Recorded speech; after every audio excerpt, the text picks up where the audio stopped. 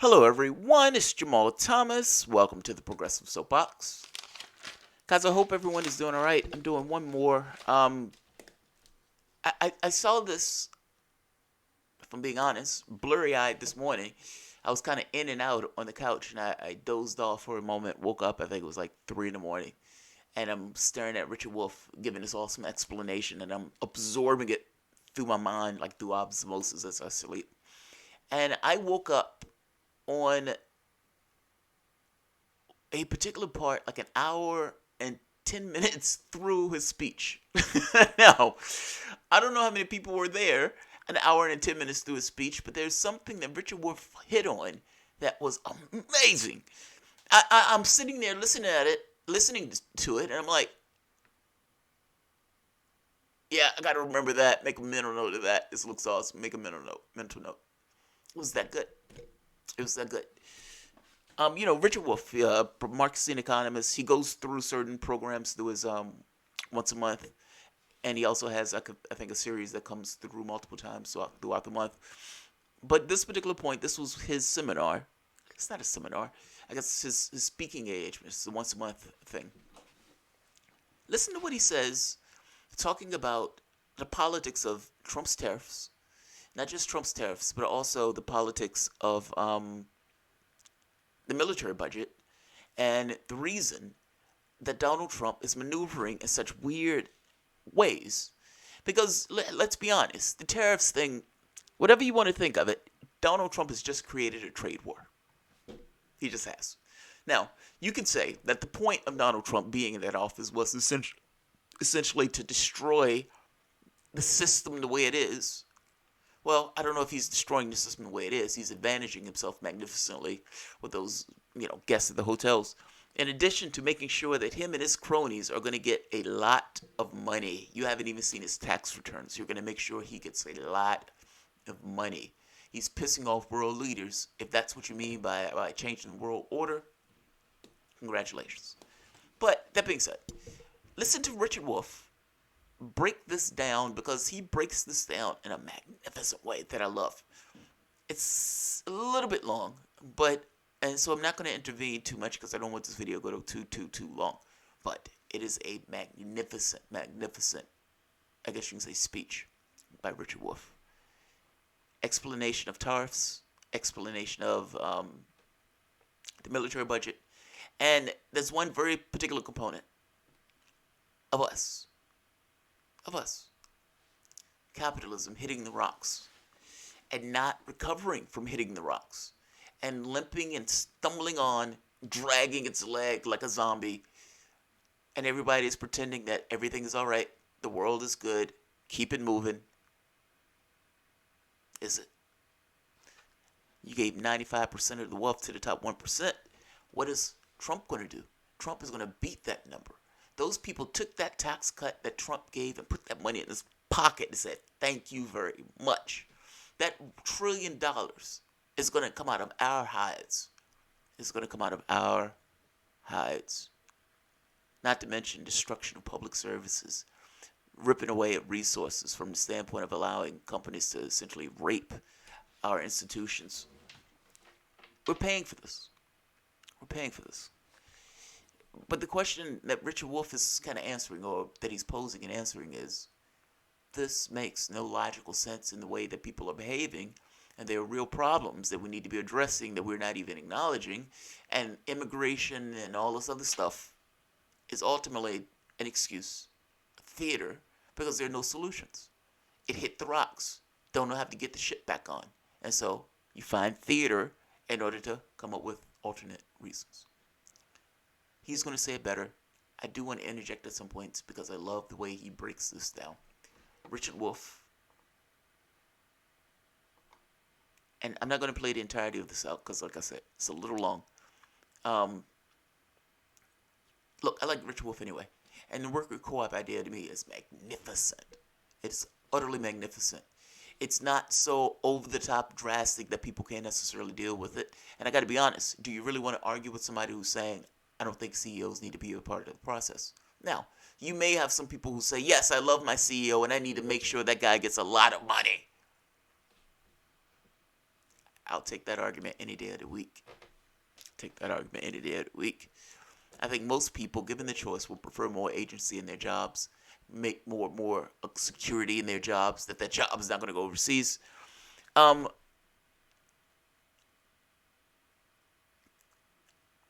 always struggle with that point because the reality of it is we've gotten to the point where we need to reorganize ourselves.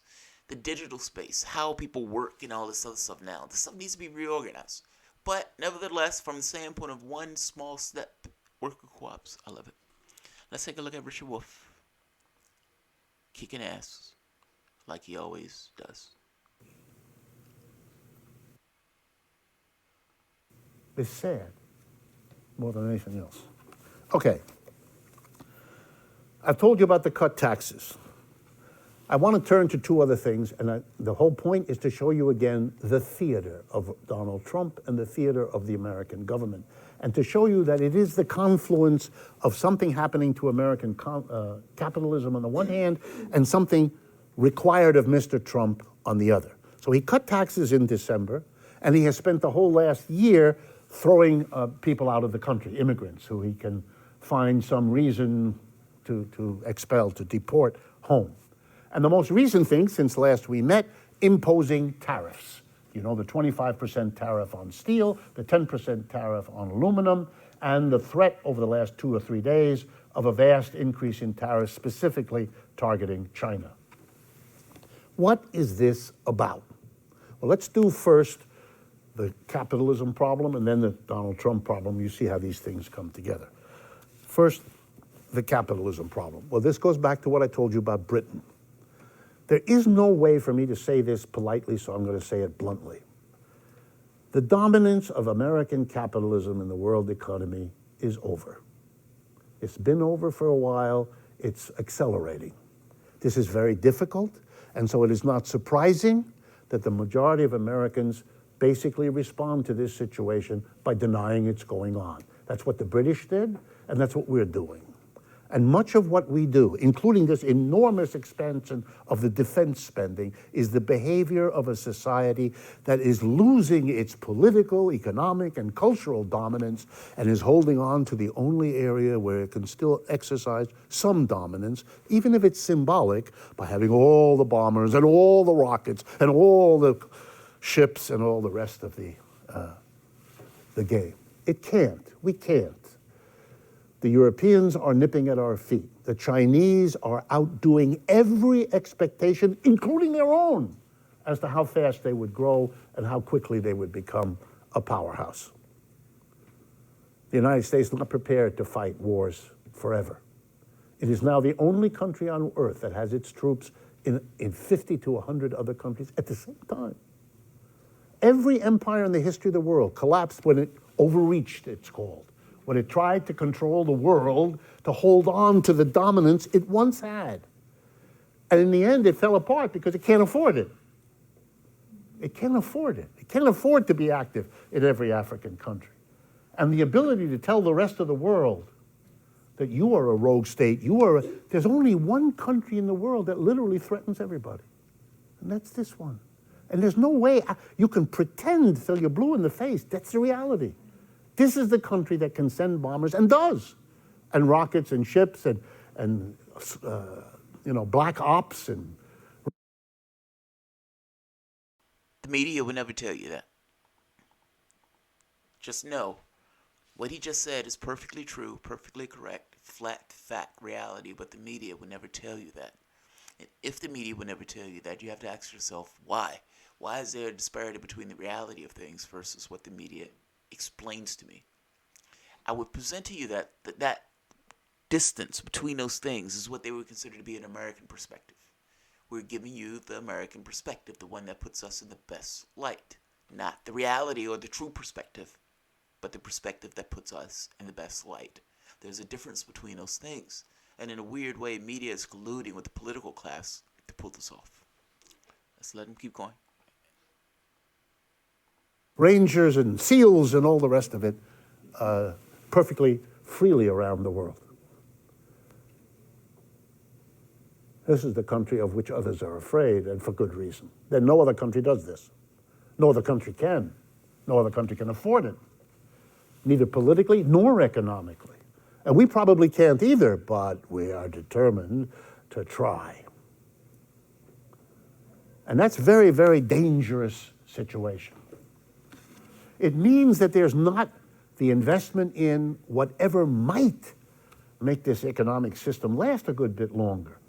Heavy investment in technological change, heavy investment in developing the skills and inventiveness of our own people by investing in education, not divesting from education, and so on. We're not doing those things. And so the reality is we're not solving the problem.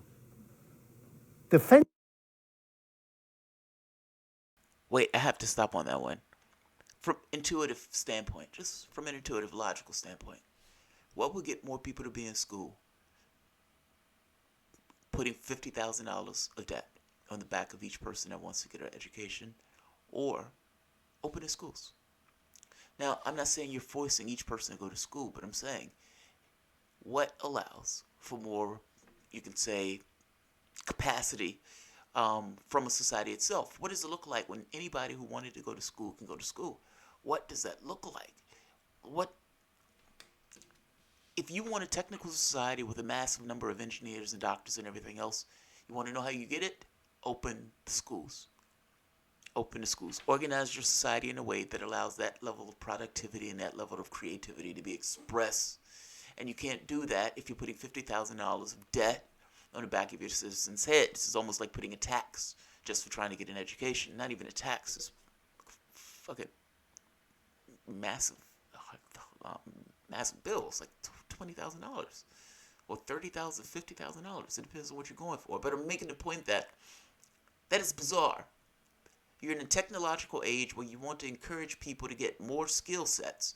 And the way you try to encourage people to get more skill sets is by putting more debt on the back of their heads. Now, as a society itself, who has to just do basic fucking things, wouldn't one of those basic things be, we want to propagate our society forward, we want to make our society more competitive against all these other nations. And we're the richest nation on the planet. Can we afford it or not? And the answer to that, of course, is yes. You can't afford it if you're spending $1 trillion on the military, nor can you afford it if you're allowing 95% of the wealth to go to the top 1%. You should have broke the banks. You should have taken those banks, made them public, and used the money from those banks to pay down the debt. There are ways to do this. For example, the debt is a creature of Congress, or the Federal Reserve is a creature of Congress. You can make it pay down the debt. There's all sorts of shit that you could do that they're not going to do. But my point is, if the children are indeed our future, what are we doing to our future with the way we're behaving? Is a use of your creativity for something that sits in a silo until it rusts or gets shot into the middle of a desert someplace, killing 11 people who were having a wedding. What is this? Here's the problem that's so important. Mr. Trump faces a capitalism that is heading down. He is both the product of that, the anger of the American people built up over 20, 30 years, anger with the Bush promises that went nowhere, then angry with the Democratic Obama promises that likewise went nowhere. They voted for Trump because he's better than more of the same. That's why the British voted to leave Europe.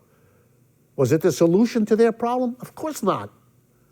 But they were so angry at the elite that had brought them where they were that when the elite said, you must stay in Europe, they gave the elite the finger and voted against them. 2 weeks ago, while we were in our interregnum, there was an election in Italy. For those of you who paid attention, same thing. The traditional parties, out. And the new ones, the critical ones, the ones whose only political message is, we're not like them. Vote for us, we're new, we're different, we're fresh. And you have the same thing in Germany. Germany used to be governed by two parties like we did, Republican and Democrat, only there it's called Socialist and Christian Democratic. They used to get 3/4, 4/5 of the vote. They can't even get a majority now. They barely have a majority with the two of them together. It's called a coalition government in which the CDU, the Christian Democratic Union, together with their Bavarian partner, and the socialists together have a bare majority. They're on the edge of extinction, particularly the Socialist Party is disappearing. And the catchword, for those of you that don't pay attention, the catchword to describe all of these people saying no more of this old dead capitalism are called populists. Weird language. Populist means of the people. What exactly does that mean? The old is dying everywhere. And to think that that isn't happening here would mean you'd have to explain why the United States is fundamentally different from the others, which it isn't. So it is happening here. That's what Trump is. Trump is an angry working class saying, screw you, Bushes and Clintons and all of that. We're going with this weird guy. How much worse can he be? Well, we're learning. How much worse can he be? But the truth of it is, he's stuck in the same system as the other ones were. He's no big difference. He's really more of the right-wing republicanism. It's Bush, a little heavier. Or Bush is Trump light. And that's not going to solve anything. He's not solving anything. And the more he can't deliver the jobs, the incomes, everything he promised, the more he has to do theater. He has to substitute symbolism. He has to substitute symbolism for reality because he can't fix the reality. That's not within his power. It's not even his fault. He couldn't if he wanted to, and he probably doesn't want to. So here's the theater. Act as if you're making a change and blame the failure for the things to change on a conventional, plausible scapegoat. And the most plausible scapegoat in all these societies has always been the foreigner, the other. So here we go. Immigrants are foreigners. See, they came here, but they belong there. They're foreigners, and if we just get rid of them, we'll solve our problems. Notice, the bad guy is the foreigner. Jump now 2 weeks ago. The bad guy is the foreign trader, which is why we have to punish them with a tariff. If you're a foreigner bringing goods in here, we're going to make you pay 25% tax if you're bringing steel and 10% tax if you're bringing aluminum. We're punishing, and if you listen to Trump, and they cheat. The United States said, like a kid who's 11 years old on the playground, having just lost his last flipping card, getting angry at Peter over there because Peter cheated. If you know anything about international trade, you'll know it's an exercise in cheating. Everybody's cheating. They always have cheated. The trick is, how do you cheat? And everybody cheats, and this is silly. It's like being angry at foreigners because they breathe. But it's a foreigner. It's the bad other that's holding us back. Listen to Trump. These are bad deals we made with them. They're holding us back. We could be, we would be, we can be, and I am the president who sticks it to the foreigner so we can expand it. He's got the blame. He knows who the bad guy is. Meanwhile, he is the chief. He's really doing things. He's sticking it to them. His predecessors, Obama and Bush, they were pushovers. They made bad deals. Nobody in their right mind believes. The same people, by the way, who actually write the deals in the world are doing it now as they were doing it before. These are career civil servants. They don't change. People at the top do, but the people who do all the work don't. It's all silly, but it's very, very powerful. It's the attempt of a society in denial to avoid having to confront where they are and what it means. Last point. Why is it important for me? I just wanted him to explain it. That's awesome. Like it's a society that is in denial about the problems. And I would even go so far as to say, not just the now, it doesn't even know. It doesn't know. Like, he's given this kind of Marxian analysis of the way the world is structured, or the way society is structured.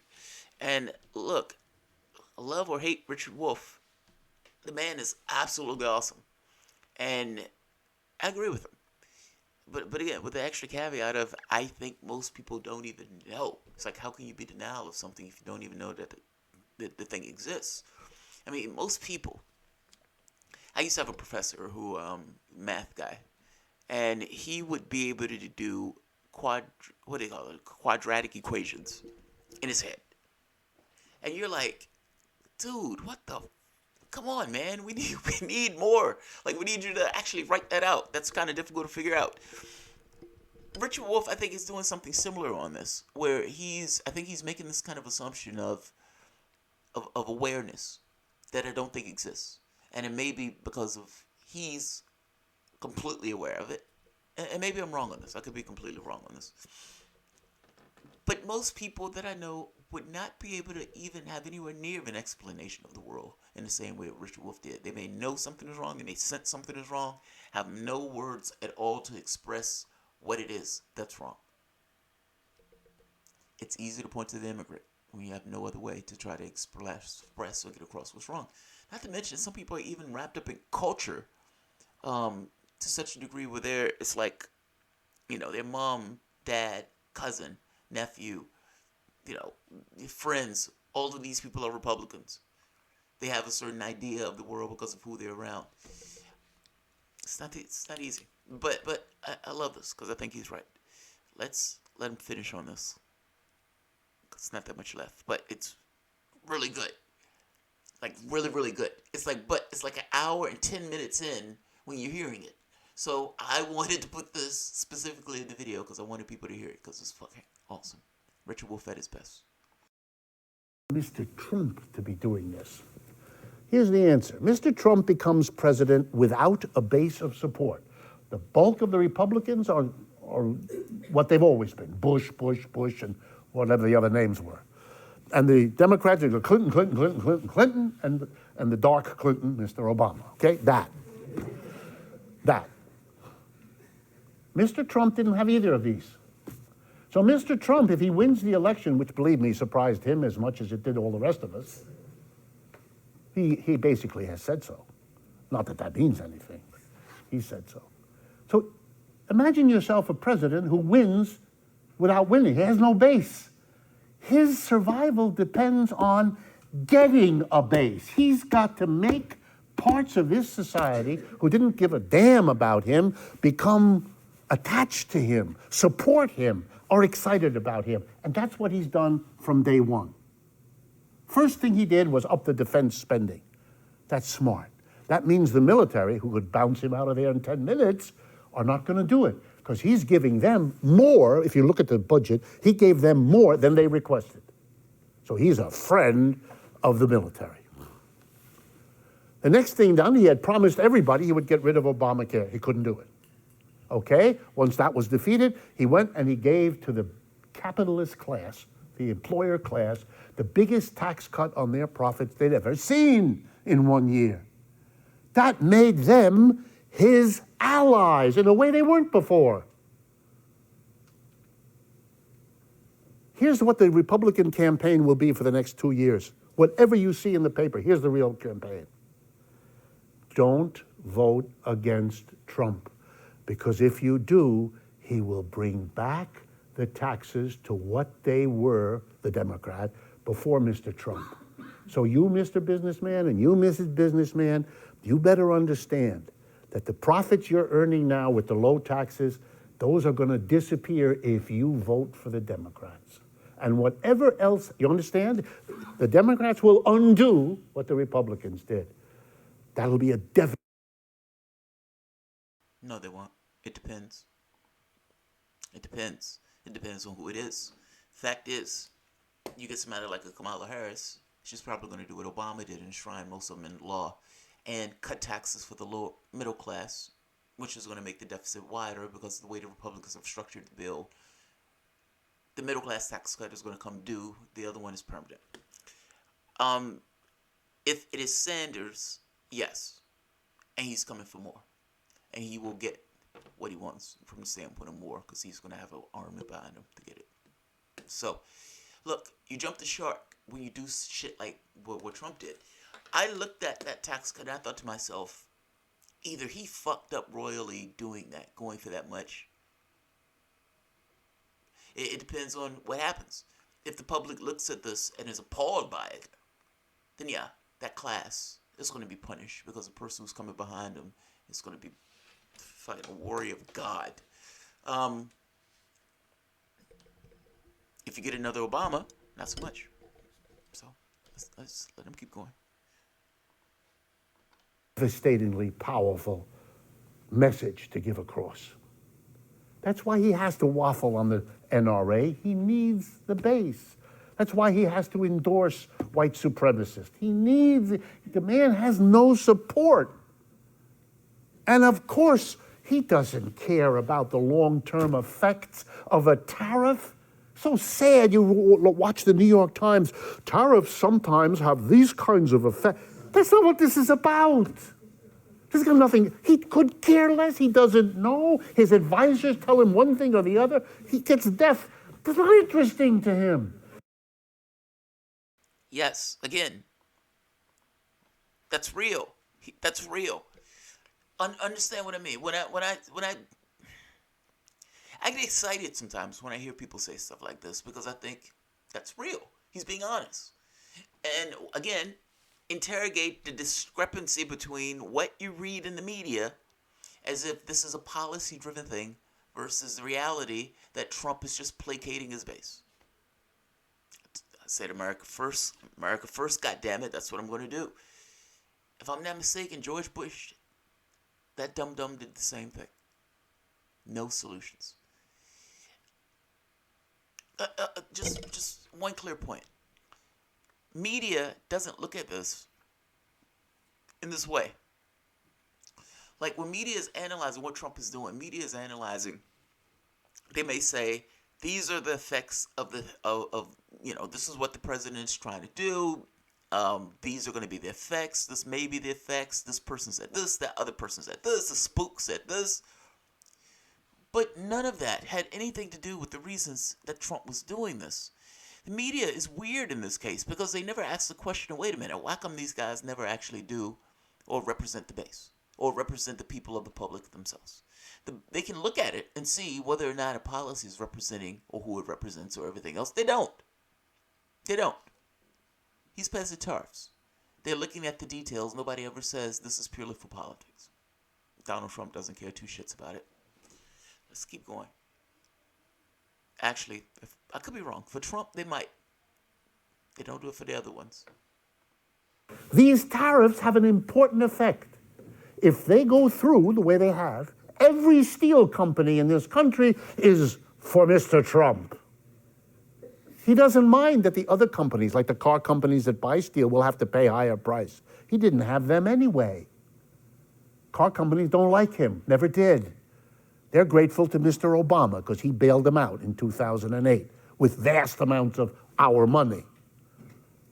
They don't need him. He knows that. He's got to find allies. And tariffs split the capitalist class. Those who benefit from having the protection will be his supporters. And those who don't, he didn't have them anyway, because this is just good politics. What the long-term effects are irrelevant to him. And that's perhaps the worst piece of information for you all to digest. You are living in a society whose political structure enables a person to pursue this need to stay in power, no matter what the consequences, at a time when this society is in desperate need of a change of direction, or else it's going down. And that's not just your political system. That's also the economic system. I mean, think of energy companies.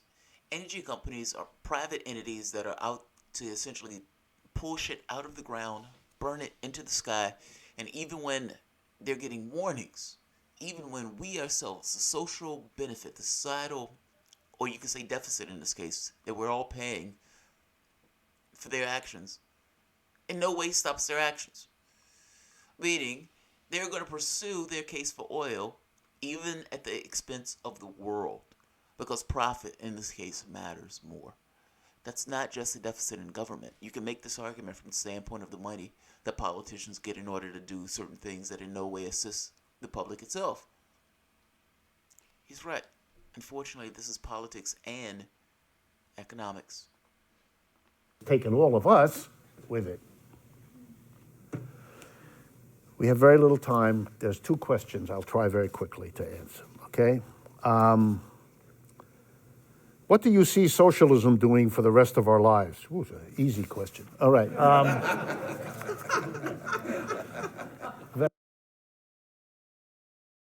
All right. I should end it here, but this is a really great answer. This is a really great answer. So I'm going to let Professor Wolff answer this, and I'm going to split this video in two, starting right here, because this is a damn good answer. He doesn't go through the entirety of the answer. For the most part, he gives you this kind of prelude to an answer. But the prelude is even good in and of itself. So, again, this is like an hour and 30 minutes, and he's been speaking for like an hour and 30 minutes, and he's just still going with just awesome shit. So let's let him keep doing his thing. I'm not going to interrupt him much. I would just let him talk. And there's not much left in this, so let's let it keep going. Very quickly, because we have run out of time.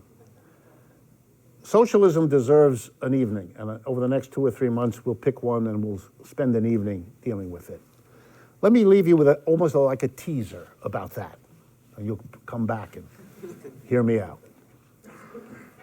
Socialism in its first 150 years, roughly 1850 to the end of the last century, 2000, defined itself in terms of the economy as a whole. The basic idea was capitalism was a system characterized by private ownership of the means of production, right, and markets.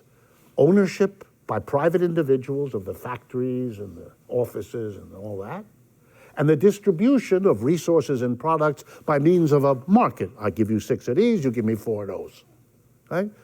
Keep that in your head. Socialism was considered to be the alternative, not private ownership of the means of production, but the government.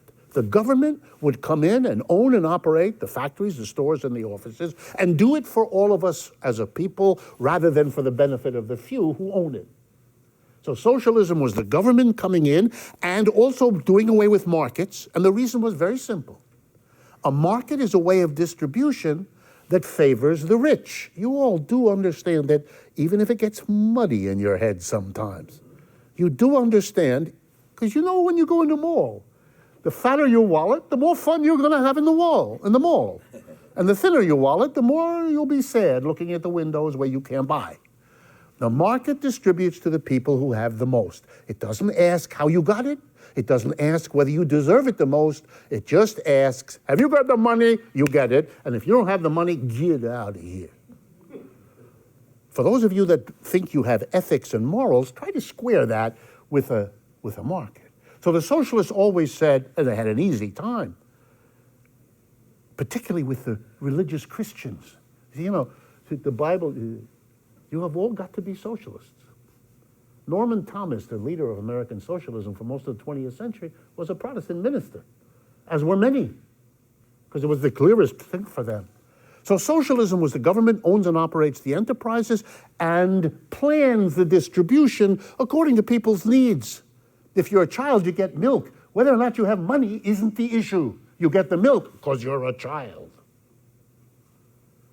That was socialism. And when revolutions happened, when the socialists went the next step beyond criticizing private ownership of the means of production and criticizing markets, when they took the next step and became not critics, but administrators of a society they were in charge of, what they did was what you would figure. They had the government take over the businesses, and they had the government plan the distribution rather than having markets.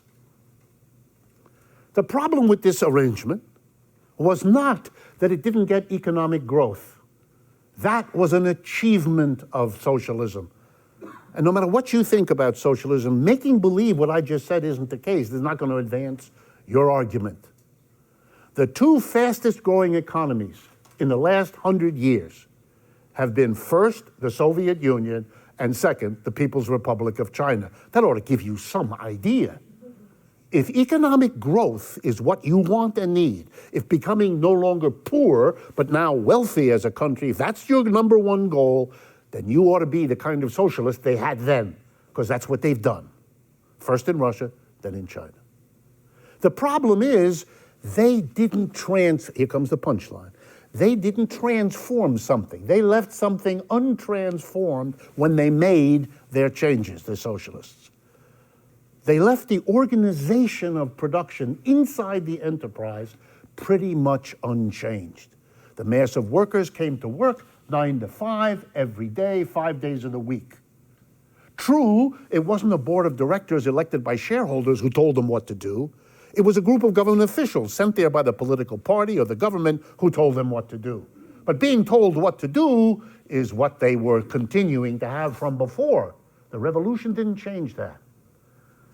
And it's very dangerous because what happened to socialism in Russia, in Eastern Europe, in Cuba, in Vietnam, and in China was that the unchanged structure of production undid the changes they did achieve at the top. In the end, they couldn't survive. And the property went back into private hands, Russia, Eastern Europe, and the market resumed the entity, the institution of distribution. The planning apparatus atrophied and died. Therefore, in the 21st century, socialists who don't disappear because their way of proceeding turns out not to have worked real well, socialists have turned around in the last 50 years and asked the question, what did we do wrong?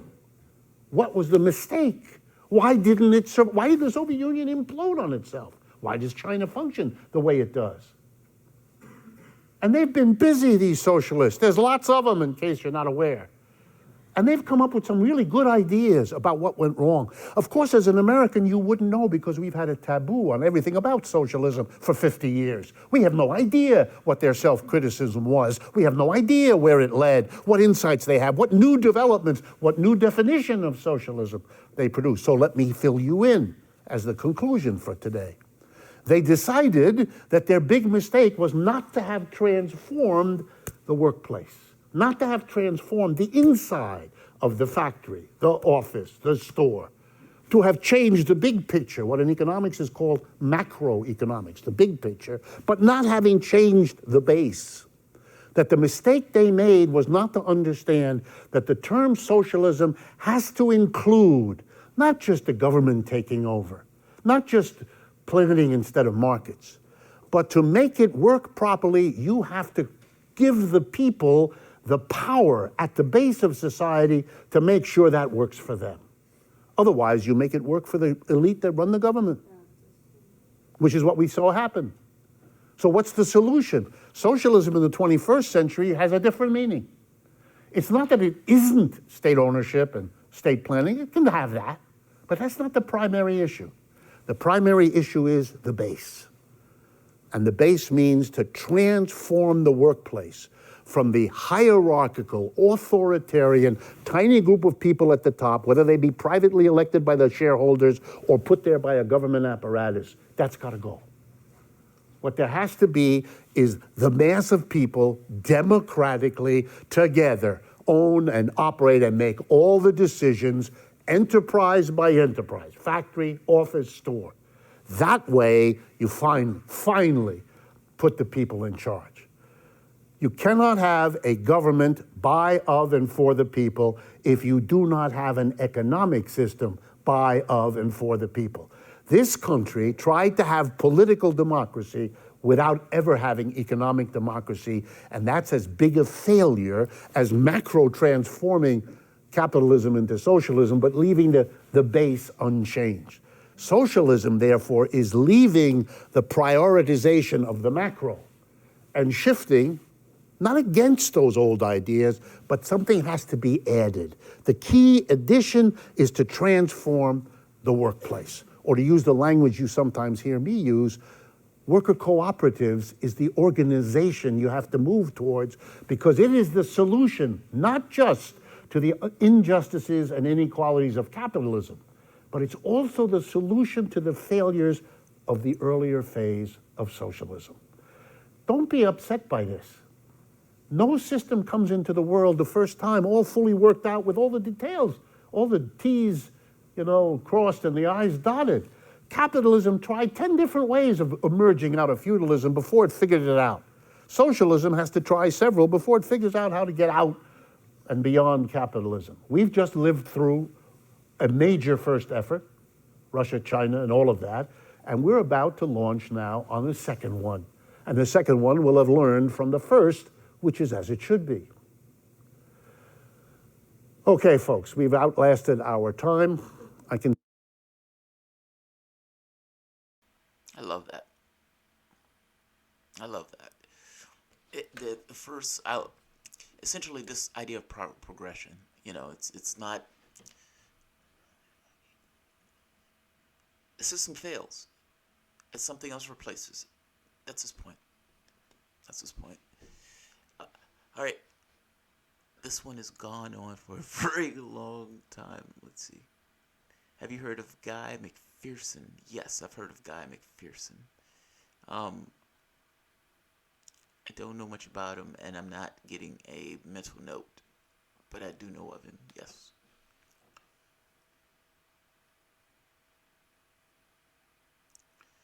Let's see. Shoot, I'm late again now, Trudy. I've been here for a while.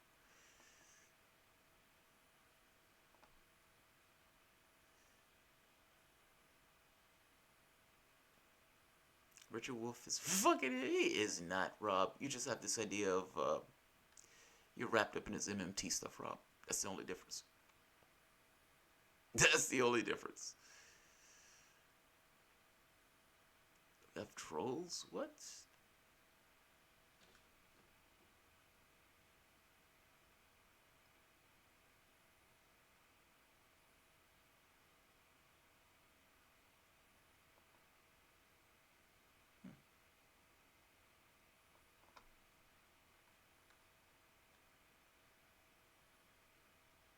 Sorry, but this is pretty bad and simplified. Well, yeah, he said it was simplified.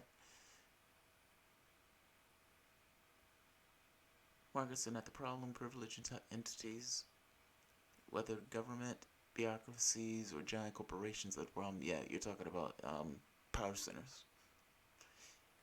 Yeah, he has a Marxian view of the world. He has a Marxian view of the world. I'm not actually against tariffs and shit. Globalization is for the rich. Globalization is for the rich. But it doesn't have to be. It doesn't have to be. I mean, after all, it's one of those things where, look, any idea of fairness, it's going to be up for debate to some degree. But our main issue, at least from that standpoint, I remember when Obama was talking about the TPP and he was talking about, I'm representing you. And it's like cringe, like, oh, is there somebody else? Is there somebody else? It's just you and a bunch of corporations that I'm supposed to expect my best interests is being served. And you get to look at the document on WikiLeaks and you find out your interests are not being served. And in that case, yeah, globalization was for the rich. The question is, does it have to be? Or is it just that way because of the way they've gone about it? I don't know. All right, so I'm going to end this. Always check your sound. Yeah, man. Yeah, man. Jay Scott is trolling. What? Jay Scott is mad because I went after his boy Sam. he's like, I'm in love with Sam. How dare you go after him, sir? You bastard. You bastard. Just banging on the chest. Jeremiah, thanks for sharing Professor Wolff's ideas. Yeah, Professor Wolff is awesome, man. Worker co-ops, fucking A. He's putting forth a solution that, for the most part, eliminates the elites within the society itself. It doesn't get rid of capitalism, or at the very least, maybe. I guess it depends on your technical definition of capitalism. If you're saying that a democratized workplace as opposed to a totalitarian workplace is a change, then yes. But you still have these little democracies battling one another. I asked him about this, and I forget his answer about this. Um, but I think he would probably say, yeah, these things are permutations. There's a change that comes from whatever this system conks out, and there's no way we can keep going with this particular system. Thank you, Jeremiah. All right.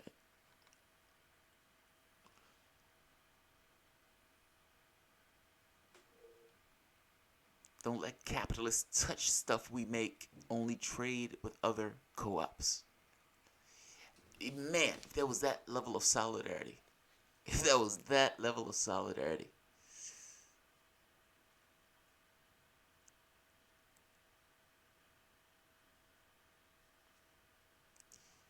worker co-ops are nice, but can't succeed in a capitalist society because co-ops have to compete against corporations. That's nonsense. What are you talking about? A worker co-op, you understand the people are working just like that other corporation. How's that somehow stopping? That makes no sense. It makes no sense. Problem is, there are very few worker co-ops. That's true. That part is true. There are very few worker co-ops. But that doesn't stop the government from getting involved. Look, if it was me, I would. Joshua Renshaw, good to hear Wolff's pro-fracking argument. While producers are the major oil companies, many focus on the majority, 75% of the labor of completion. Well, I said it one time. Good to hear Wolff's pro-fracking argument. While producers are the oil, while the producers of the major oil companies, many focus on the majority, 75% of the labor of the completion of the work is outsourced and done by co-op structured companies. Yeah, but this is kind of my issue with the worker co-ops thing. Honestly, I don't care. I care more so about the environmental stuff. Like whether it was a worker co-op that was involved in the fracking or whether it was a regular company involved in the fracking, I would take issue with it either way. My one of my issues with worker co-ops is that it's kind of making this argument of this is not really getting rid of any kind of environmental degradation. That a company that's a worker co-op will have just as much as a fiscal and financial incentive to behave in ways that are not necessarily towards the societal benefit as a regular corporation would.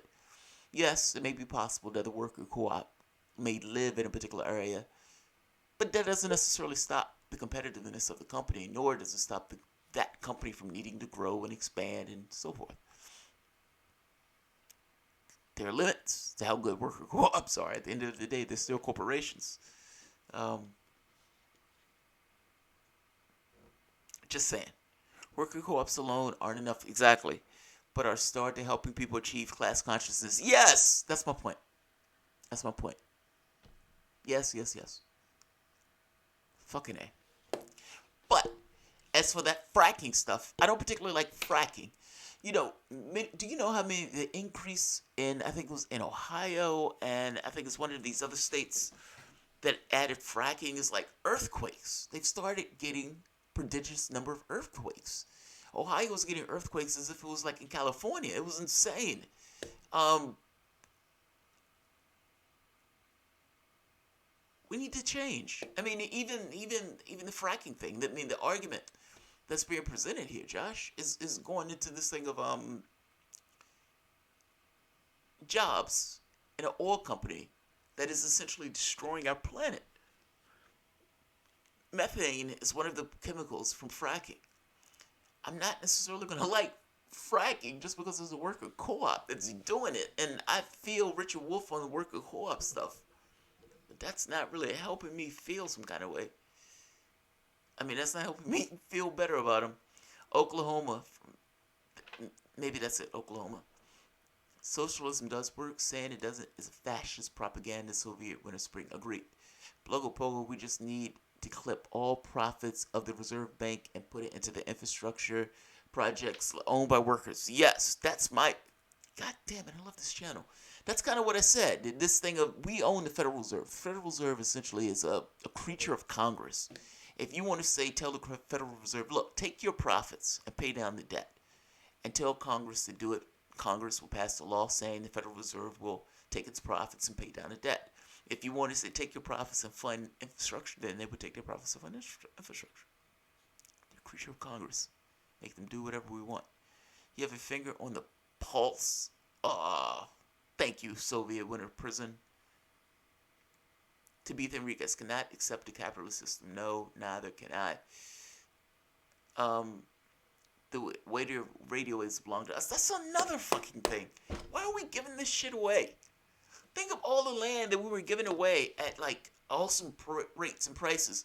Do you know when we essentially bought out the banks, was it the banks or the car company? We took stock that didn't allow us to have a vote. Non-voting stock. That's nonsense. If I am buying the banks, if I'm giving the banks money, I'm taking shares, buddy, and I'm going to have a vote. Same thing with the auto companies. They're not representing us. They're not representing us. I'm sorry, they're not. There's no way you can do stuff like that and say that you're representing. If you're going to take the banks, you take the banks if you're going to have to give banks money like that. As opposed, do you realize we're $20 trillion in debt? $20 trillion fucking dollars. And I understand the MMT crowd, and yes, I get it. But as a marker, it's there. And you have nothing to show for it. That should piss you off. You don't have health care. The rest of the world does. You don't have schools that you can go to for free. Did you know if you can get to Germany, you can go to school for free? That's how much they love people going to school in Germany. Child credit. Don't have that either. You don't have your flying cars. You don't have your Hyperloop. Hell, you don't even have a maglev. What did you do for that money? $20 trillion. Just saying, there should be a little bit more pissed offness about it. And maybe Donald Trump is the pissed offness about it. So, alright, I'm going to end this here. Capitalism is hard work. Socialism is beta male cucks.